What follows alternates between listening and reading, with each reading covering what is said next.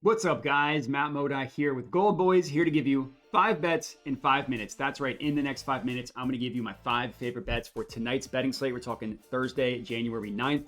Going to go all NBA for tonight's picks. I got 5 for you guys to lock in. Make sure to like the video, comment, subscribe, check out goldboys.com. And let's get right into it. So the first play that we are locking in here is Bradley Beal over 19.5 points plus assists. You know, everybody's probably going to be mad at Brad Beal because everybody was on him last game. He did not come through, but I'm here to tell you that forgiveness is just part of life. And I really like the matchup for Bradley Beal tonight. So going up against the Hawks, good matchup for both his points and his assist prop. Against the Hawks, 6 of 7 guards, similar to Bradley Beal, have hit their point prop over, which makes sense because the Hawks give up literally the most points per game to pick and roll ball handlers. And in Brad Beal's new role, all coming off of the bench, he's running a lot more pick and roll, running a lot more of the offense than he was before.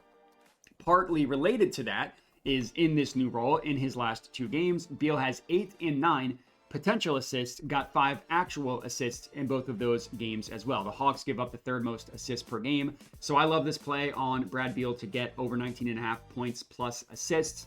Next up, we're taking Walker Kessler, 12 plus rebounds.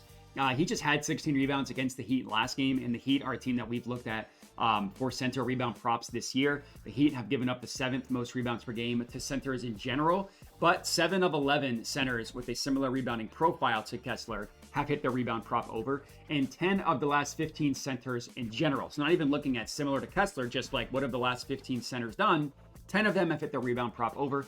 Kessler has been rebounding very well recently. He's hit this number in 6 of his last 10 games, including, as I mentioned, he just had 16 rebounds against the Heat just last week.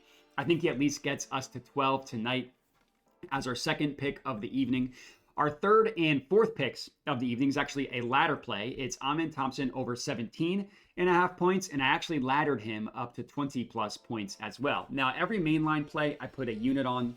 The 20 plus points, I put a half unit on. So obviously, as we get spicier and spicier, the unit sizing goes down. But this is a play because of increased role, increased minutes with Amen Thompson.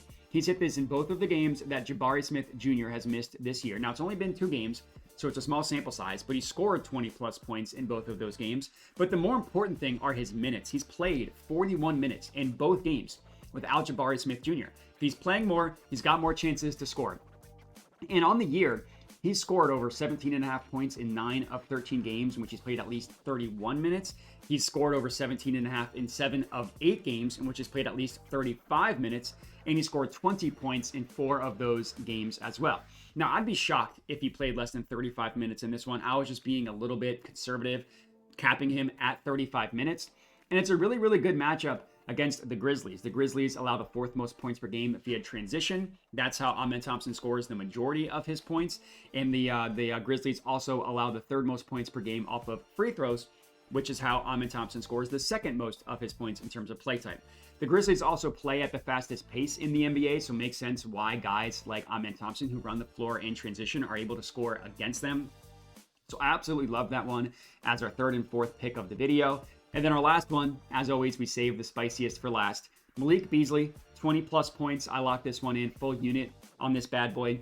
Even though Malik Beasley just went off yesterday, I really like for him to go off once again tonight. It's a couple reasons. It's all about the matchup for Malik Beasley against the Warriors. The Warriors allow the 2nd most points per game to spot up shooters, and they allow the 3rd highest frequency of shots against them come from catch and shoot shots in general. Beasley scores the majority of his points via spot up. He scores the most points on the Pistons via spot up. He actually scores the 8th most points in the entire NBA via spot up. So that's check number 1 for the spot up. In terms of catch and shoot, he scores the 2nd most points per game in the NBA via catch and shoot as well. So it's a very good matchup from that perspective.